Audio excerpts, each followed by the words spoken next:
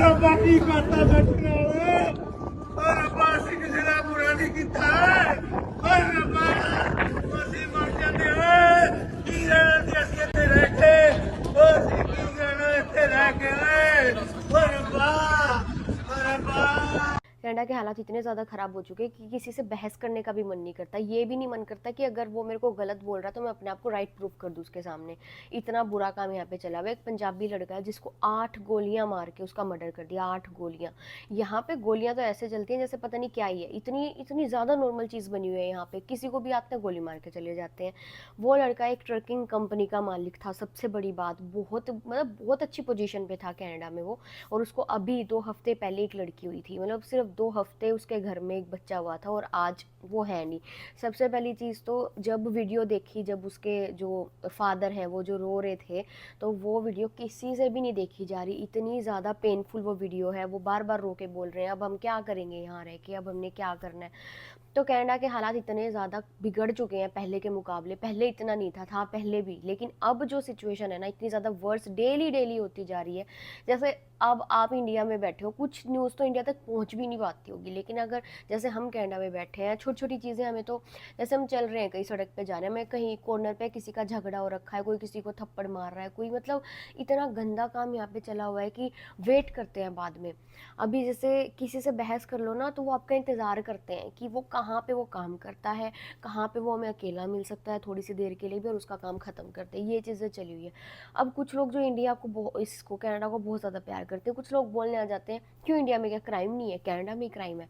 भाई इंडिया में भी बहुत क्राइम है, कनाडा में भी बहुत क्राइम है, लेकिन इंडिया और कनाडा की पॉपुलेशन तो देखो, मतलब इंडिया की पॉपुलेशन और यहाँ की पॉपुलेशन में ज़मीन आसमान का फ़र्क है। इंडिया की 10-20% भी पॉपुलेशन कनाडा में नहीं है, पूरे कनाडा में।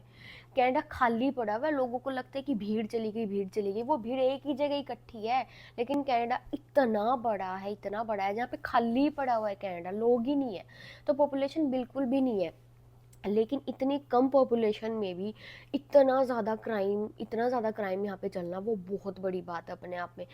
ये कोई पहली बार थोड़ी है, ये इससे पहले इतनी ज़्यादा न्यूज़ नहीं आती थी सुनने में कि आज से 3 या 4 साल पहले की देखे क्राइम तब भी था, लेकिन अब पिछले 2-2.5 साल से तो ऐसे बढ़ा हुआ है क्राइम कि मिनट में गोली मार के चले जाते हैं। लोग घरों में सो रहे हैं कि सोते सोते रात को, अभी एक न्यूज़ आई थी पिछले महीने कि किसी को रीज़न ही नहीं पता, अभी तक उसका रीज़न ही नहीं पता चला कि सो रहे थे, इंडियन लोग थे और खिड़की से गोलियां मारी हैं, और इतनी गोलियां मारी हैं, घरों में कितने ज़्यादा छेद हुए हैं गोलियों के।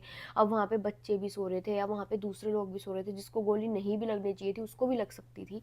तो ये चीज़ इतनी ज़्यादा कॉमन, इतनी ज़्यादा ईजी, इतना ज़्यादा ये सब बढ़ चुका है और डर ही नहीं बचा है। सबसे पहली बात तो मुझे समझ नहीं आ रहा कि यहाँ पे लोग डरते क्यों नहीं है।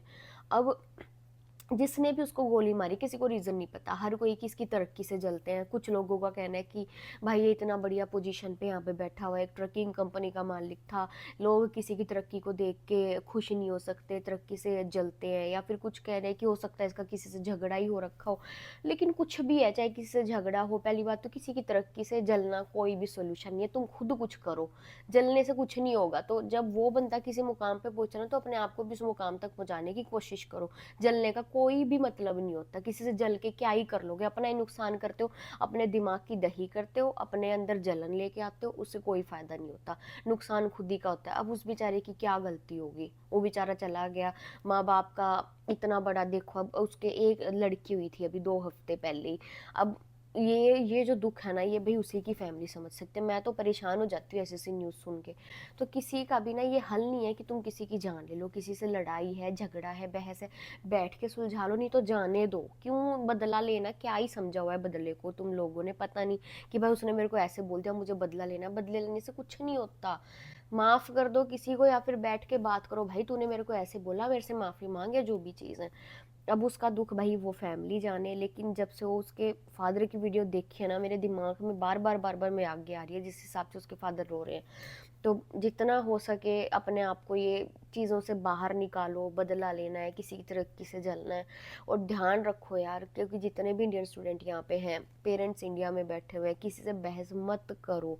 बहस का तो यहाँ पे ऐसा लगा हुआ है कि किसी से बहस कर ली ना तो वो आपको छोड़ता ही नहीं है, वो आपको जान से ही मारता है। ऐसी चीज़ चली है कि उसने मेरे को बोल कैसे दिया, ऐसे कैसे मार दिया। या फिर जो यहीं के भी लोग हैं, अभी ये भी नहीं पता कि जिसने उसको 8 गोलियां मारी वो इंडियन है या फिर वो यहीं का बंदा है, किसी को कुछ नहीं पता है।